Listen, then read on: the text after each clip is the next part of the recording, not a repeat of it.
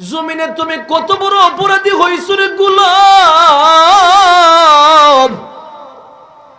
আমি রবের কাছে তুমি যত বড় অপরাধী হও না কেন রে গোলাম, তোমার অপরাধের চেয়ে থেকে আমি রবের রহমতের দরওয়াজাটা অনেক বড়। সুবহানাল্লাহ।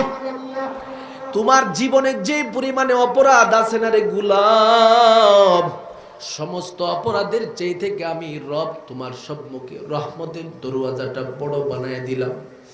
এই কারণে রবের পক্ষ থেকে আমার নবীর উপরে আয়াত অবতরণ করে দেই।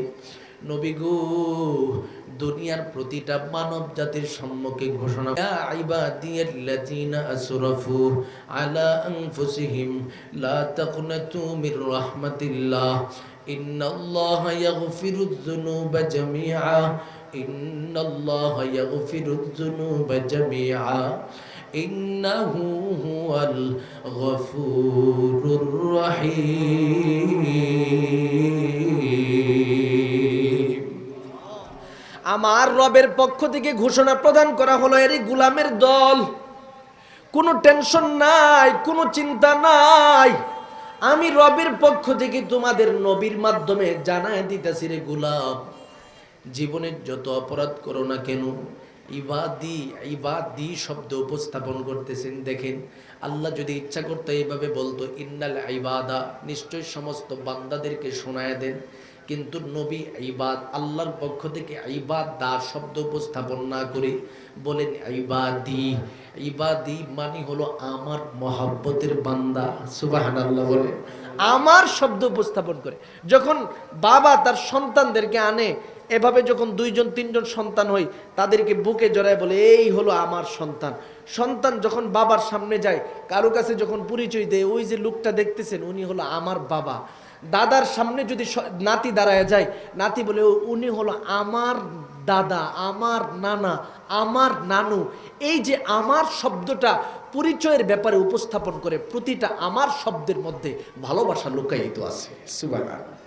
আমার এই শব্দটার মধ্যে বড় ভালোবাসা লুকায়িত। সেই আমার শব্দটা আমার রবের পক্ষ থেকে উপস্থাপন করে দেই, বলতে থাকে রে আমার মহাব্বতের গুলামের দলেরা, মনোযোগের সাথে আমি রবের পক্ষ থেকে সুসংবাদ শুনে নাও। ইবাদি ইবাদি লা তাকনাতু মির রাহমাতিল্লাহ, আমি রবের রহমত থেকে নিজেকে নয়রাশ করে দিও না। যত বড়ই জুলুম করেছো, আসরাফ করেছো, আসরাফু আলা আনফুসিহিম, যত অন্যায় করেছো, যত ইবাদতের ব্যাপারে তুমি অন্যায় করেছো, আমি রবের নির্দেশের ব্যাপারে তুমি অন্যায় করেছো, সমস্ত অন্যায় নিয়ে আমি রবের কাছ থেকে, রবের রহমত থেকে নিজেকে নৈরাশ না করি, আমি রবের কাছে প্রতিটা মুহূর্তে মুহূর্তে তুমি মাফ চাও। মসজিদে যাইবা, সেখানেও মাফ চাইতে থাকো রে গোলাম। তুমি যেখানে যাইবা, ওয়াজ মাহফিলের প্যান্ডেলে যাইবা, সেখানে আমি রবের কাছে মাফ চাইতে থাকো। ঘরে যাইবা, সেখানে আমি রবের কাছে ইস্তেগফার পাঠ করে করে মাফ চাও। তুমি রাস্তায় হাঁটতেছো, তখন আমি রবের কাছে মাফ চাইতে থাকো গুনাহ সমূহ নিয়া। এইভাবে মাফ যত বেশি চাইবা, আমি আল্লাহ রহমতের চাদরের মাধ্যমে তোমাকে আবৃত করে নিব। এরে গোলাম, আমরা তো ধারণা করতে পারি না আমার রবের রহমতটা কত বড়। আজকে দুনিয়াতে আমি যত বড়ই গুনাহগার হই না কেন, আমার রহমতের, আমার রবের রহমতের ধারণাটা যদি আমাদের থাকতো, তাহলে এখনো মৌলার কাছ থেকে দূরে সরে যেতাম না। আমার রবের রহমতটা কত বড় রে গোলাম। কোন গুনাহগার ইমানদার বান্দা যখন আমার রবের রহমতের ভিতরে একবার ঢুকে পড়ি, ব্যক্তিটা আমার রবের কাছে মাফের সম্মুখীন হয়ে যায়। যেমন তার একটা উদাহরণ যদি আপনাদের সম্মুখে উপস্থাপন করি, প্রতিটা মানুষ স্পষ্ট হয়ে যাবে। পয়গম্বর মূসা নবী একদিন আমার রবের দরবারে বলে, আল্লাহ, আমার উম্মতের মধ্য থেকে সবচেয়ে থেকে গুনাহগার বান্দাটা কে হতে পারে, তার পরিচয়টা আমার জানার বড় প্রয়োজন। কথাটি শোনার সাথে সাথে রবের পক্ষ থেকে ঘোষণা চলে আসলো, এরে মূসা, তুমি যদি তোমার সমস্ত উম্মতের মধ্য থেকে নিকৃষ্ট গুনাহগার উম্মতের পরিচয় জানতে চাও, ওই যে একটা জঙ্গল আছে, সেই জঙ্গলের গেটের সম্মুখে দাঁড়ায় যাও। সকালবেলা সুবহে সাদিকের পরবর্তী সময়ে যে ব্যক্তিটা সবার আগে জঙ্গলের ভিতরে প্রবেশ করবে, সেই ব্যক্তিটা তোমার উম্মতের মধ্যে নিকৃষ্ট গুনাহগার বলে বিবেচিত হবে। মুসা নবী আর দেরি করে নাই, ফজরের পরবর্তী সময় অপেক্ষমান। সুবহে সাদিকের পরে সবার আগে কোন ব্যক্তিটা জঙ্গলের ভিতরে প্রবেশ করে রে আল্লাহর বান্দা। মুসা নবী আবার অপেক্ষা করতেছে। হঠাৎ করে তাকায় দেখে একজন ব্যক্তি ছোট একটা বাচ্চা নিয়ে জঙ্গলের ভিতরে প্রবেশ করতেছে। এরে মুমিন, জঙ্গলের ভিতরে প্রবেশ করার পরে মুসা নবী তার পরিচয় বুঝতে পারল।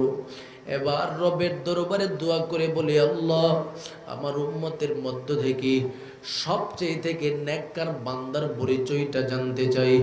এবার আমার রবের পক্ষ থেকে ঘোষণা প্রদান করে দেয়, এরে মুসা, তুমি যদি তোমার উম্মতের মধ্য থেকে নেককার একজন উম্মত তুমি দেখতে চাও, তাহলে যেই জঙ্গলের ভিতরে ঢোকার সময় নিকৃষ্ট ব্যক্তিটাকে তুমি দেখেছিলা, ওই জঙ্গলের গেটের সম্মুখে দাঁড়ায় যাও। যেই ব্যক্তিটা সন্ধ্যা ঘনিয়ে আসলে সবার আগে জঙ্গল থেকে বের হবে, ওই ব্যক্তিটা হলো তোমার উম্মতের মধ্য থেকে নেককার উম্মতের অন্তর্ভুক্ত। সুবহানাল্লাহ বলেন না। নেককার উম্মতের পরিচয় জানতে চাও, ওই যে জঙ্গল থেকে নিকৃষ্ট ব্যক্তির পরিচয় জানছিলা, সেই জঙ্গলে চলে যাও। মুসা নবী আর দেরি করে নাই, সেই গেটের সম্মুখে অপেক্ষমান। সন্ধ্যা ঘনিয়ে আসলো, হঠাৎ করে তিনি তাকায় দেখে সকালবেলা যেই ব্যক্তিটা জঙ্গলে ঢুকছিল, এই ব্যক্তিটাই সবার আগে জঙ্গল থেকে বের হচ্ছে। সুবহানাল্লাহ বলবেন না। ব্যাপারটাকে আশ্চর্যান্বিত হয়ে গেল। এমন তো বুঝতে পারি না, আমার রবের কুদরত এই খেলার ভিতরে আমাকে ঢুকাই দিল, আমি কেমনে বুঝবো? ব্যক্তিটাকে সকালে দেখলাম নিকৃষ্ট, এই ব্যক্তিটা আবার দিনদার আল্লাহওয়ালা বুজুর্গ হয়ে গেল। এই দৃশ্যটা দেখে রবের কাছে তিনি সেজদায় পড়ে দোয়া করে বলে, আল্লাহ, আপনার কাছে আমি চাইতেছি, রব, আপনি আমাকে এই রহস্যটা একটু স্পষ্ট করে দেন। ব্যক্তিটা ছিল নিকৃষ্ট, সেই ব্যক্তিটা আবার নেককার হয়ে গেল কেমনে? এই কুদরতটা আমার বোঝার বড় প্রয়োজন। আল্লাহ বলে, মুসা, তাহলে এবার শুনে নাও, যে উম্মতের ব্যাপারে তুমি দেখেছিলা সকালবেলা নিকৃষ্ট, তাকে আমি নেককার বানায় দিছি, সে জঙ্গলে গিয়া কি কাজ করছে সেটা তুমি শুনে নাও। এবার মুসা নবী বলে, আল্লাহ, আমি জানতে চাই। আল্লাহ বলে, এবার শোনো। এই ব্যক্তিটা যখন জঙ্গলের ভিতরে প্রবেশ করলো, তার সাথে যে ছোট একটা বাচ্চাকে তুমি দেখলা, এই ছোট বাচ্চাটার সম্মুখে বাবা জঙ্গলের ভিতরে যত কাঠ ছিল প্রতিটা কাঠ সমূহকে কর্তন করতেছে। এভাবেই হঠাৎ করে সন্তানটা বাবার দিকে তাকায় তাকায় বলতে শুরু করে দেই, বাবা, এই জমিনের মধ্যে জঙ্গলের চেয়ে থেকে বড় মনে হয় পৃথিবীতে কিছুই হতে পারে না। কারণ সন্তান ছোট মানুষ, বুঝতে পারে না যে এই জঙ্গলের চেয়ে থেকে আরো বড় কিছু আছে। বাবা বলে, না রে সন্তান, এই জঙ্গলের চেয়ে থেকে আমার রবের সৃষ্টি সাগর অনেক বড়। সন্তান এবার প্রশ্ন করে বলি, আল্লাহ, সাগরের চেয়ে থেকে সবচেয়ে থেকে বড় কি হতে পারে? এবার বাবা ডেকে ডেকে বলে, সন্তান, সাগরের চেয়ে থেকে সবচেয়ে থেকে বড় হলো এই পৃথিবীর জগৎ। পৃথিবীর জগতের চেয়ে থেকে বড় কি হতে পারে? সন্তানের জবাবে বাবা বলেন, আসমানের জগৎ। আসমানের জগতের চেয়ে থেকে বড় কি হতে পারে? এবার বাবা ডেকে ডেকে বলে, রে সন্তান, আসমানের জগতের চেয়ে থেকে আমার মালিকের আরশটা অনেক বড়। এবার সন্তান বাবার দিকে তাকায় তাকায় ডেকে ডেকে বলেন, বাবা, আমার মালিকের আরশের চেয়ে থেকে বড় কি হতে পারে? কথাটি শোনার সাথে সাথে বাবা চোখের পানিগুলো টপ টপ করে ছেড়ে দেয়। এবার সন্তান ডেকে ডেকে বলেন, বাবা গো, আমি তো আপনার সামনে বেয়াদবিমূলক কোনো শব্দ উপস্থাপন করি নাই, আপনি কেন এইভাবে জর্জর করে পানি ছেড়ে দিয়া কান্না করতেছেন গো বাবা? বাবা এবার সন্তানের দিকে তাকায় ডেকে ডেকে বলেন, রে সন্তান, আমি কেন কাঁদতেছি? তুমি আমাকে জিজ্ঞাসা করতেছো আমার মালিকের আরশের চেয়ে থেকে বড় কি হতে পারে? এরে সন্তান, আমার কাছে তো মনে হয় আমার মালিকের আরশের চেয়ে থেকে বড়। তোমার মহাব্বতের বাবার জীবনের যত গুনাহ আছে সমস্ত গুনাহ, তোমার বাবার গুনার চেয়ে থেকে এই জগতে কিছু বড় হতে পারে না। কথাটি